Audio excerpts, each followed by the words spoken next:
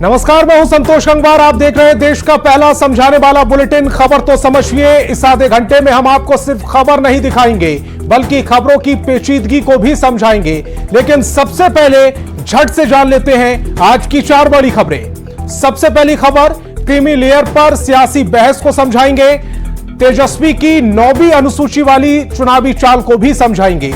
ED के बहाने राहुल की चक्रव्यूह वाली चाल को भी समझाएंगे। अब प्रवासियों को नो एंट्री वाले फरमान को भी समझाएंगे। वैसे तो खबरों की शुरुआत करते हैं पॉलिटिकल खबरों के साथ, लेकिन आज सबसे पहले एक तस्वीर देख लीजिए। रांची से आई यह तस्वीर व्यवस्था की पोल खोल रही है। सबसे पहले तस्वीर देखिए। यह तस्वीर है रांची से आई तस्वीर जो व्यवस्था की पोल खोल रही है। झारखंड की सभी जिलों में इस समय जबरदस्त बारिश हो रही है, जिससे कई जिलों में बाढ़ जैसे हालात पैदा हो गए। राजधानी रांची में तो आलम यह है कि सड़कें तालाब में तब्दील हो चुकी हैं। लोग घरों में कैद होने को मजबूर हैं। शहर के बड़े बड़े अपार्टमेंट्स के ग्राउंड फ्लोर तक पानी घुस गया है। हालात इतने खराब हो गए कि एनडीआरएफ की टीम को रेस्क्यू के लिए उतरना पड़ा है। एनडीआरएफ की टीम ने 35 लोगों को रेस्क्यू कर इस इलाके से बाहर निकाला है। तस्वीरें सब आपकी टेलीविजन स्क्रीन पर हैं। यह कोई दरिया नहीं है बल्कि यह रईसी इलाका है जहां पर लोग रहते हैं, और ऐसे में वहां पर ऐसा लग रहा है कि समुद्र खुद रिहायशी इलाके में चला आया है।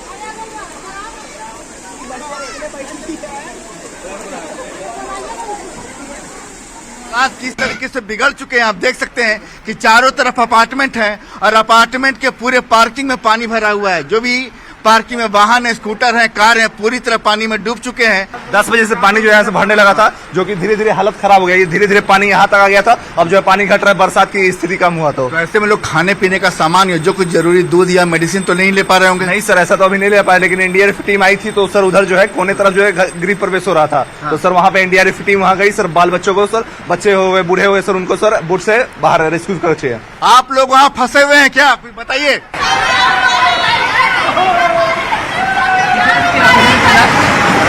देख सकते हैं कि महिलाएं, बच्चे हैं और यहाँ पर ऐसे कई अपार्टमेंट हैं गाड़ीबांध इलाके में। सड़क पर पानी की जो स्थिति है वो स्थिति जलस्तर धीरे धीरे जैसे जैसे बढ़ता जा रहा है। साफ कर सकते हैं कि लोग यहाँ पर ड्रेनेज सिस्टम को तो कोस ही रहे हैं, मदद के लिए एनडीआरएफ को चिल्ला भी रहे हैं। लेकिन एक बात थी कि जो हाथ दुआओं के लिए गांव के किसानों के लिए उठे थे वो अब शहर की तबाही भी देख रही है। कैमरामैन संत के साथ संजय कुमार सिन्हा, न्यूज 18 रांची। और पानी पानी राजधानी के मायने समझिए। रांची में नगर निगम के दावे दिखावटी साबित हो रहे हैं। तस्वीरें हम आपको लगातार दिखाई रहे हैं। बारिश को लेकर व्यवस्था पर्याप्त नहीं थी। प्रशासन हालात का अंदाजा लगाने में फेल हुआ है, जिसका नतीजा यह हुआ है कि रांची में घरों के अंदर पानी भर गया है। सड़कें पानी से लबालब है। समझने वाली बात यह है कि यह स्थिति कोई एक साल में पैदा नहीं हुई होगी, बल्कि हर साल बरसात में ऐसी तस्वीरें आती रहती हैं और हम लगातार दिखाते रहते हैं। ये हालात बताने के लिए काफी हैं कि मोहल्लों को बसाने में प्लानिंग ठीक से नहीं की गई। निकासी की सही व्यवस्था होती तो शायद ऐसे हालात बनते ही नहीं। और सुप्रीम कोर्ट ने एससी एसटी के कोटे के अंदर कोटे को मंजूरी दे दी है। सुप्रीम कोर्ट ने अपने ऐतिहासिक फैसले में एससी एसटी आरक्षण में क्रीमी लेयर को लागू करने की बात कही है। सुप्रीम कोर्ट के इस फैसले के बाद से बिहार से लेकर दिल्ली तक सियासी गरमाई हुई है।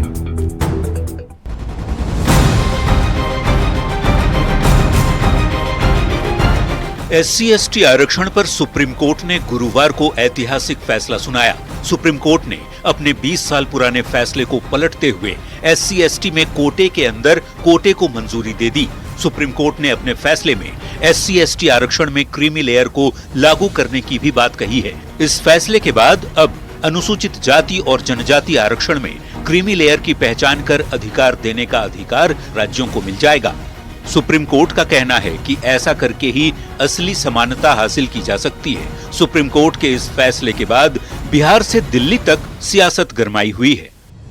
मैं या पार्टी की तरफ से मेरा कमेंट करना हमारा उचित नहीं होगा, लेकिन व्यक्तिगत तौर पर एक दलित होने के नाते मेरा जो समझ है कि क्रीमी लेयर का प्रावधान, क्रीमी लेयर का बात ये संविधान के प्रावधानों में नहीं है। हर पार्टी इस पर संभल कर बोल रही है। जेडीयू का कहना है कि वो सुप्रीम कोर्ट के फैसले को अभी देख रहा है।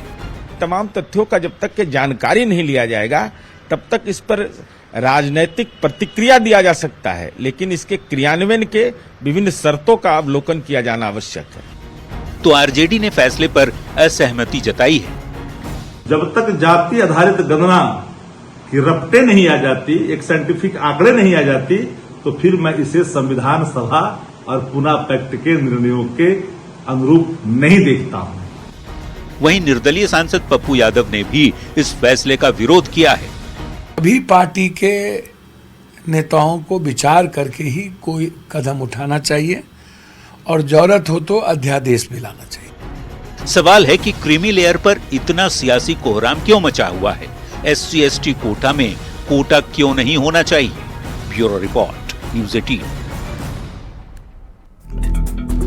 तो क्रीमी लेयर पर सियासी बहस को समझाएं, उससे पहले क्रीमी लेयर क्या होती है वो समझ लीजिए। आरक्षण व्यवस्था में क्रीमी लेयर शब्द का इस्तेमाल फिलहाल अन्य पिछड़े वर्ग कैटेगरी के तहत उन सदस्यों की पहचान के लिए किया जाता है जो सामाजिक, आर्थिक और शैक्षिक रूप से उसी कैटेगरी के पिछड़े लोगों के मुकाबले समृद्ध है। अब क्रीमी लेयर पर सियासी बहस को भी समझ लीजिए कि यह बहस हो क्यों रही है। सुप्रीम कोर्ट ने SC/ST आरक्षण पर फैसला सुनाया है। अदालत ने 20 साल पुराना अपना फैसला पलट दिया है। कोर्ट ने SC/ST कोटे में कोटे को मंजूरी दी है। कोटे में कोटे को मंजूरी दी है, यह समझने वाली बात है। सुप्रीम कोर्ट ने अपने फैसले में SC/ST आरक्षण में क्रीमी लेयर को लागू करने की भी बात कही है। क्रीमी लेयर की पहचान कर अधिकार देने का अधिकार राज्यों को सुप्रीम कोर्ट का कहना है कि ऐसा करने से असली जो समानता है हासिल की जा सकती है। सुप्रीम कोर्ट के इस फैसले के बाद बिहार से दिल्ली तक सियासत जो है वो गरमाई हुई है। कई क्षेत्रीय दल नेता इस फैसले से सहमत नजर नहीं आ रहे क्योंकि उन्हें अपनी राजनीति भी चमकानी है। इन नेताओं का कहना है कि SC/ST कोटे में क्रीमी लेयर देना ठीक फैसला नहीं है, यानी कि जो कोर्ट का फैसला है उसके खिलाफ वो बात कर रहे हैं। तेजस्वी यादव ने बिहार में आरक्षण का दायरा बढ़ाने के फैसले की 9वीं अनुसूची में शामिल करने की मांग की है।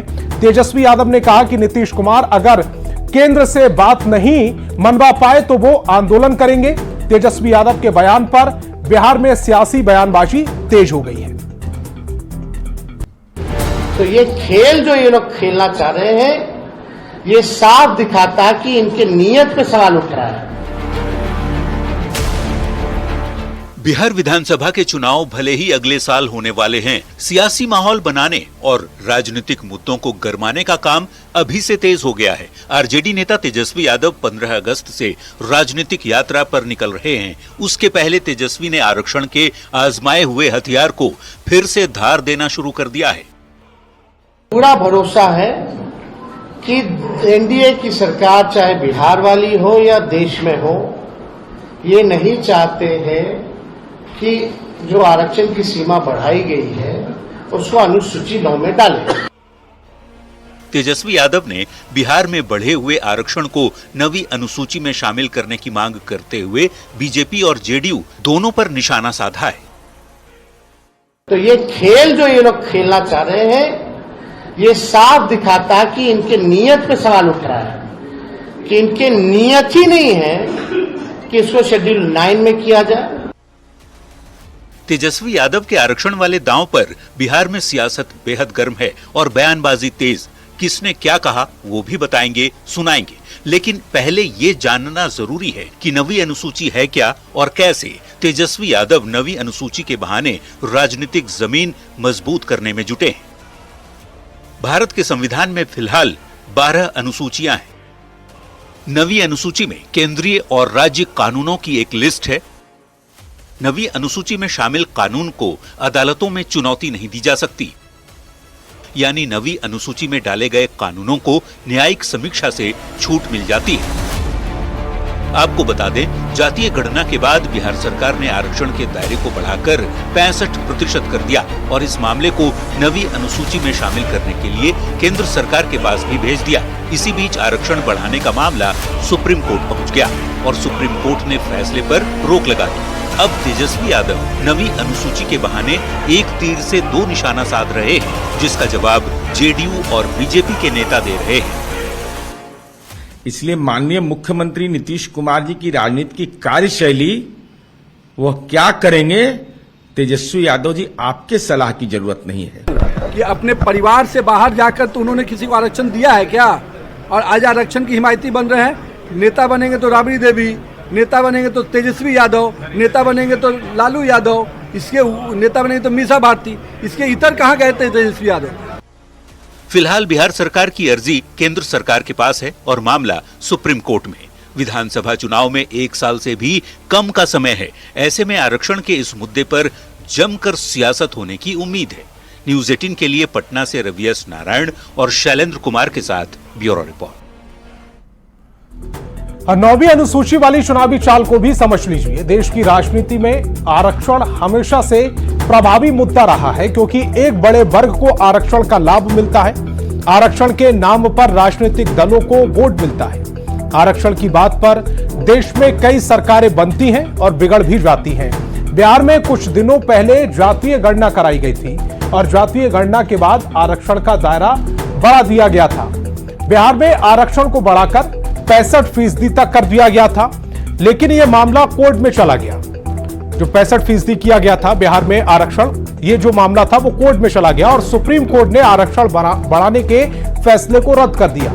अब तेजस्वी यादव की मांग है कि आरक्षण बढ़ाने के फैसले को 9वीं अनुसूची में शामिल किया जाए, क्योंकि 9वीं अनुसूची में शामिल कानून को अदालतों में चुनौती नहीं दी जा सकती।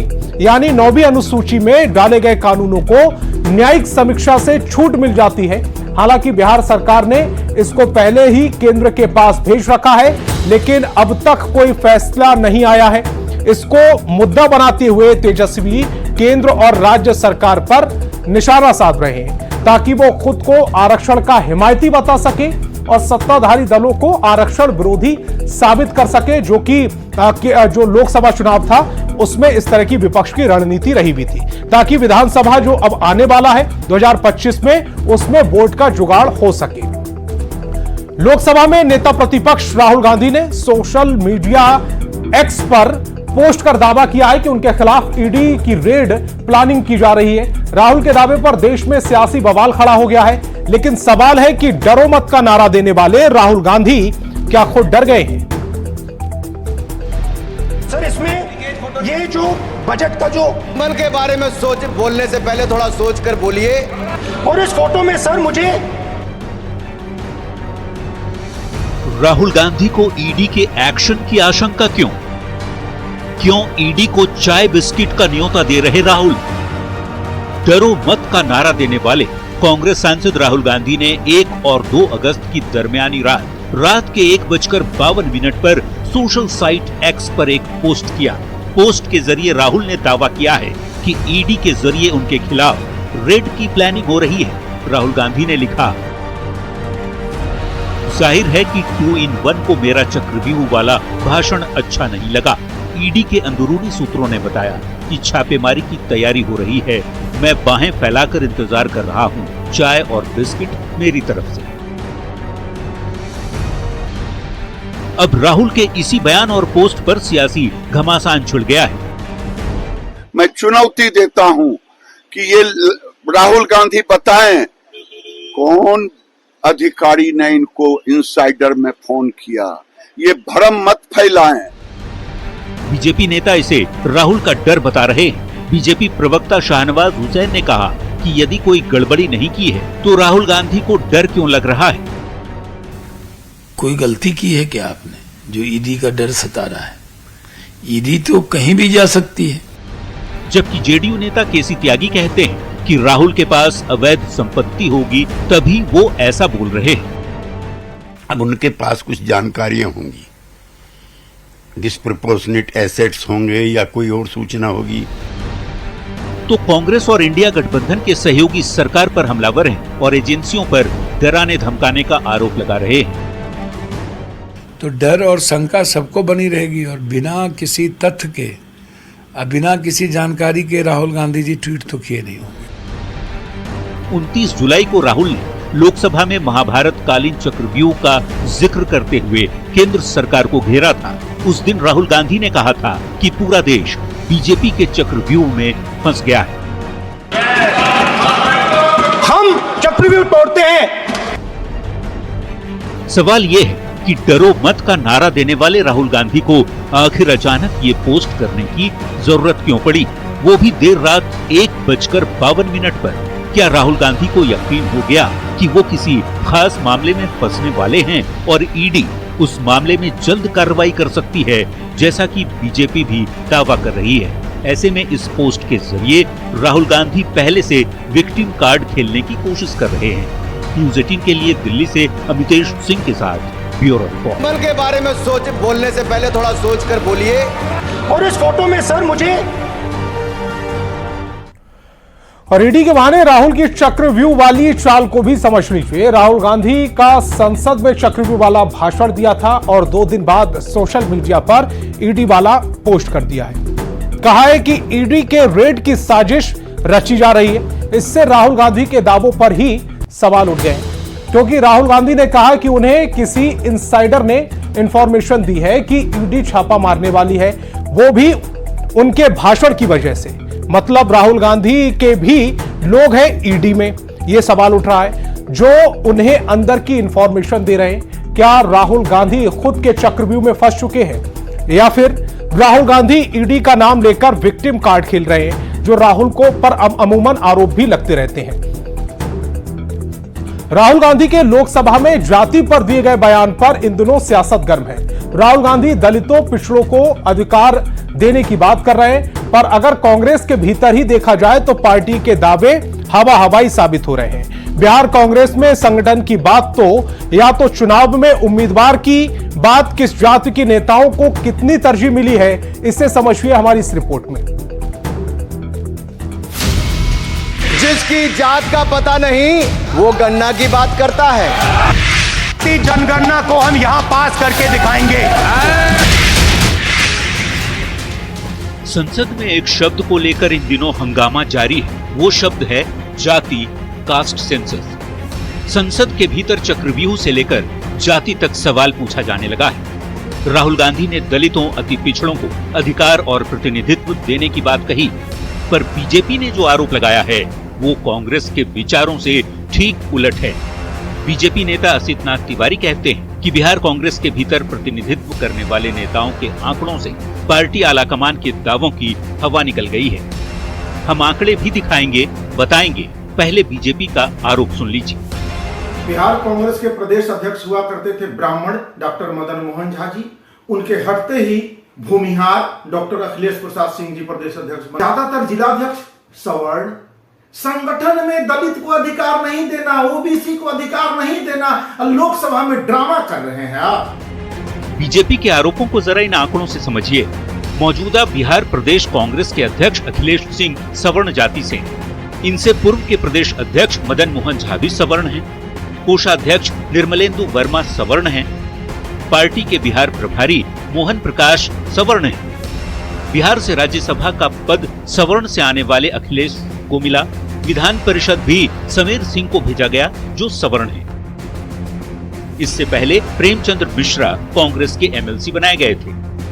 2020 विधानसभा चुनाव में कांग्रेस 70 सीटों पर लड़ी थी। इनमें सवर्ण जाति से 33 उम्मीदवार को मैदान में उतारा गया, जबकि दलित 13, पिछड़ा, अति पिछड़ा 11 और मुसलमान 13 प्रत्याशी मैदान में उतारे गए।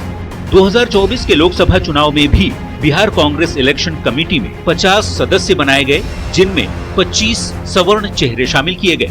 बिहार कांग्रेस का संगठन चुनाव पिछले कई सालों से नहीं हुआ, जिसके कारण संगठन भंग है। बिहार में कांग्रेस ने 38 जिलाध्यक्ष की घोषणा की और ये आंकड़ा भी। और पंजाब के मोहाली में प्रवासियों के लिए बड़ी मुसीबत खड़ी हो गई है। मोहाली में मंधो संगतियान गांव की ग्राम पंचायत ने प्रवासी मजदूरों को गांव खाली करने का आदेश पारित करके विवाद खड़ा कर दिया है। अब प्रवासी कामगार खेत में काम तो करेंगे, लेकिन गांव में नहीं रह पाएंगे। एक रिपोर्ट।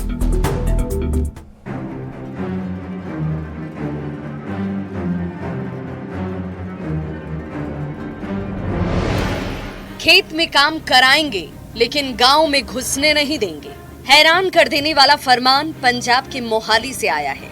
मोहाली के ग्राम पंचायत मुधो संगतिया की तरफ से एक विवादित प्रस्ताव पास किया गया है। गांव में रह रहे प्रवासियों को गांव छोड़ने का फरमान सुनाया गया है। प्रस्ताव के मुताबिक गांव में कोई भी प्रवासी को रहने के लिए जगह नहीं देगा, जबकि जो रह रहे हैं उनको गांव छोड़ने के लिए कुछ समय दिया गया है। ਇਹ ਫੈਸਲਾ ਕੀਤਾ ਵੀ ਅਸੀਂ ਜਿਹੜਾ ਕੋਈ ਬਾਹਰਲਾ ਗੈਰ ਪੰਜਾਬੀ ਬੰਦਾ ਉਹ ਪਿੰਡ ਦੇ ਵਿੱਚ ਅਸੀਂ ਕਿਰਾਏ ਤੇ ਵੀ ਨਹੀਂ ਰਹਿਣ ਦੇਣਾ। ਜੇ ਕਿਸੇ ਨੇ ਰੱਖਣਾ ਤਾਂ ਉਹ ਆਪਣਾ ਕੰਮ ਕਰਾਵੇ, ਖੇਤ 'ਚ ਰੱਖੇ ਤੇ ਉੱਥੋਂ ਵਾਪਸ ਮੋੜ ਦੇ। करीब 1500 आबादी वाले गांव में यूपी, बिहार और राजस्थान के करीब 50 प्रवासी हैं, जिनमें 30 लोग 10 साल से ज्यादा समय से यहाँ रह रहे हैं, जिनका आधार और वोटर कार्ड भी यहीं के पते पर बना है, जिनको अब गांव छोड़ने को कह दिया गया है। सवाल है कि ऐसा फरमान क्यों जारी किया गया। इस पर गांव वालों का कहना है कि प्रवासी लोगों के रहने के कारण इलाके में आपराधिक और असामाजिक गतिविधियां बढ़ती जा रही हैं, जिसकी वजह से ये प्रस्ताव पास किया गया। अपना पता ठिकाना ही गलत रखा दिंदे आ, फिर उत्थे समस्यावां खड़ियां हुंदियां ने। प्रवासी मजदूर अपने घर गांव को छोड़कर दूसरे राज्य कमाने के लिए जाते हैं ताकि उनके परिवार का पालन पोषण हो सके, लेकिन दूसरे राज्य में अक्सर उनके साथ दोयम दर्जे का व्यवहार किया जाता है, खासकर बिहार और यूपी के कामगारों के साथ, जैसा कि मोहाली में हुआ है। सवाल है कि आपराधिक और असामाजिक हरकत तो कोई भी कर सकता है, क्या इसके लिए किसी खास क्षेत्र के लोगों को टारगेट करना ठीक है? Bureau report, news 18। गैर पंजाबी बंदा हो पिंड दे विच असीं किराए ते भी रहण। तो खबर तो समझिए में आज फिलहाल इतना ही। आप देखते रहिए न्यूज़ 18 बिहार झारखंड।